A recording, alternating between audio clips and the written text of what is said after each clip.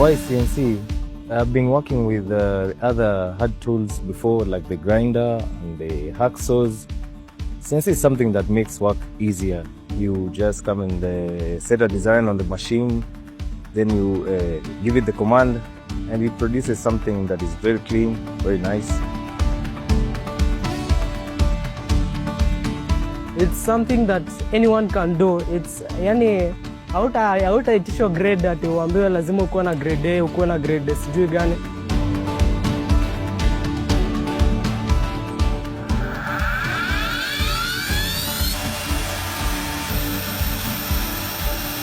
We make CNC locally. We also offer training on operation and designing of CNC, as well as offer services and repair and maintenance of CNC. We train on computer-aided design and computer-aided manufacturing. That is graphic design with a modern twist, whereby you can create something out of a design.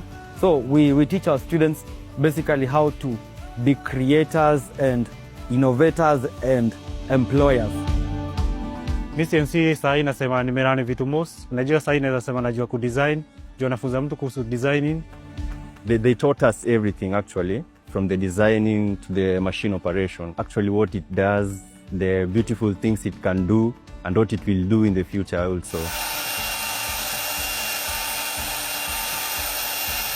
I feel very proud whenever I see our students who have completed even the beginners module. They are very employable. Even after the 2 months, the 8 weeks beginners training, you come out as a creator. You come out not just as a CNC operator, but as a creator, as a designer, someone who is employable and someone who is needed in the market. Kwa ule mse anajichongea art na mkono, atafute means ya ku-access hii machine juu the machine is more easier and effective more than kuchora na mkono.